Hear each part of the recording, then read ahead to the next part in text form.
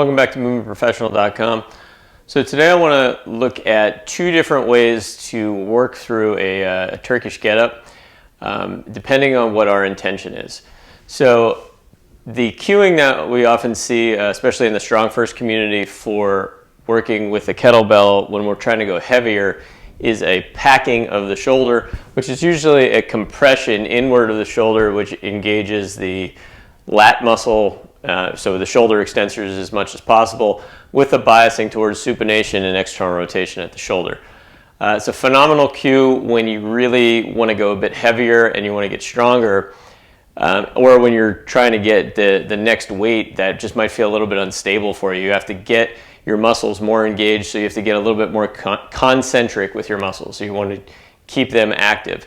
Now, for those of you that are working at building your get-up and you don't have the prerequisite mobility to go through some of the harder transitions, it can sometimes be detrimental to pack the shoulder too hard because it actually limits shoulder range of motion. So, and this is true for many strength exercises. As we need to be stronger, we may need to limit our shoulder range of motion a little bit. We may need to limit relative motion from one joint to the other. Instead, we want to irradiate tension throughout our whole body.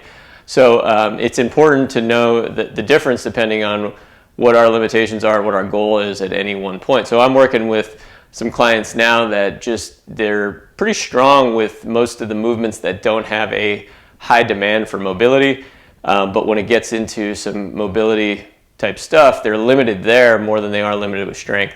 So the cues might be a little bit different. So there's three different transitions that you see the most limitation with, I think, with shoulder mobility and just being able to keep the bell overhead. So I'm going to go over those. And in those cases, the cues, instead of being a packing of the shoulder, I find it to be more valuable to be a reaching of the shoulder and to correspond the movement to an inhale as opposed to an exhale. So oftentimes, when we start on the side here and we get into this initial position, we have to go to the elbow.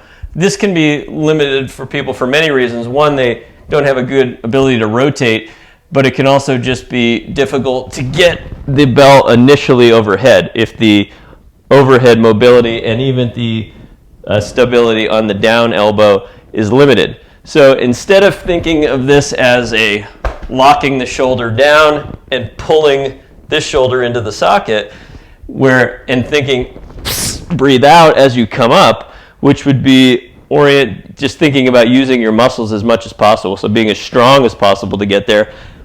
Someone might just need a little bit more space, so I'm going to inhale into my chest and I'm going to think reach the bell to the ceiling and reach my elbow away from the ground. Inhale. So now I've sent some air and some pressure into my chest and the space between my shoulder blades. So basically I gave my shoulders a little bit of space, so now I can be a little more separated as I come up through here.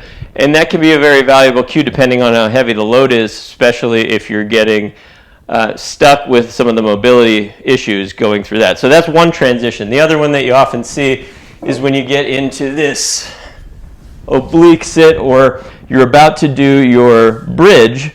So I'm going to go here and try to sweep through. So instead, again, of packing my shoulder down and packing my shoulder here, which literally limits the space for me to come through, I want to reach long. I want to breathe some air into my chest and my upper back. I'm inhaled, and then I'm just going to sweep through, and I'm going to reach. I'm going to reach the bell away. I'm going to reach this arm away, so I'm thinking about the space between my shoulder blades staying as open as possible, and then I'm going to try to maintain that as I come back. So I can do this for a drill where I inhale, reach, keep that inhale as I sweep through. All right, and then I would bring it down.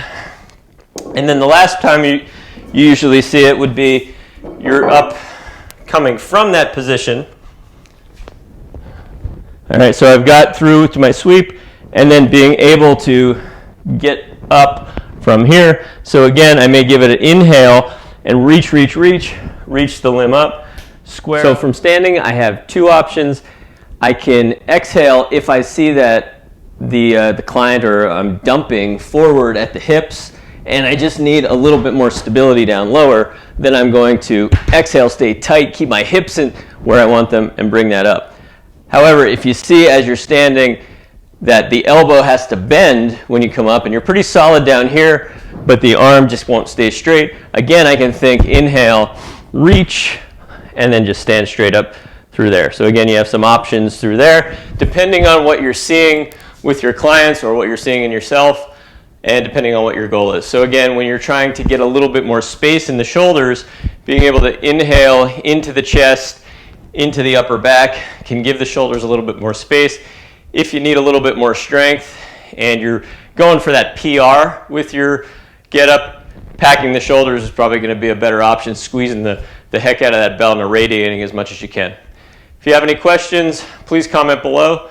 I'll see you next time.